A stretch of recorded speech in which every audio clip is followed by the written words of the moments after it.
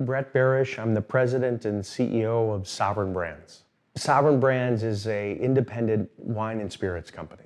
Belaire is our flagship brand today. It's the fastest growing French sparkling in the world. Initial launch, which is rosé, and then Luxe, which is a demi-sec, and then Gold, which is our Brut, and that's our flagship today. It's a phenomenal brand that is in 75 plus countries. And what's great about that is everything I do is based on, I'm not forcing the brand anywhere. I didn't push it into 75 countries. 75 countries contacted us wanting the brand. That to me is the power of a brand. When someone's looking for it, they want it, they're ready for it. Our other brand today is Bumbu, which is a phenomenal rum that's produced in Barbados. We'd be in more countries, but we run out of stock every single month. It's in about 35 countries. It's won the most gold medals ever for a brand. Those are things developed in-house, believed by us. We thought we had an idea. We thought we could make it better. We thought our package is better, our name is better, our story is better, the product is better, and it's working, and it shows. I'm a small company.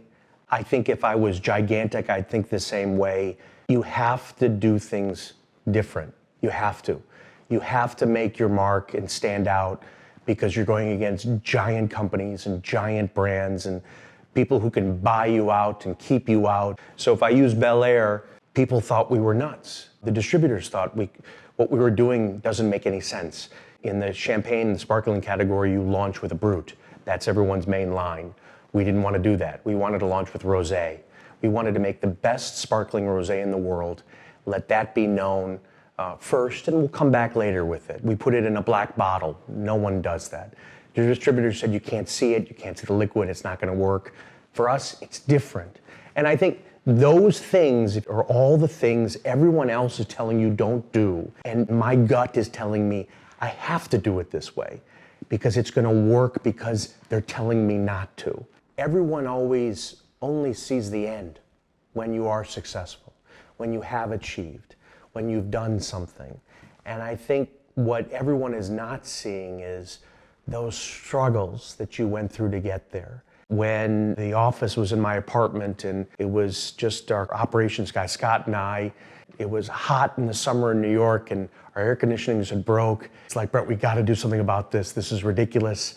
And I cut a check that day for $3,000 to buy 2 air conditioners. That was a big deal, and I remember that moment. And I think everyone has a story, and Selfmade, which is our campaign for Belaire, Selfmade tastes better.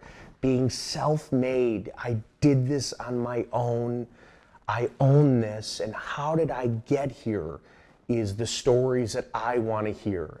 To me, those are the moments. I think to think back and think about what has happened, how I got there, to me, that's what self-made is.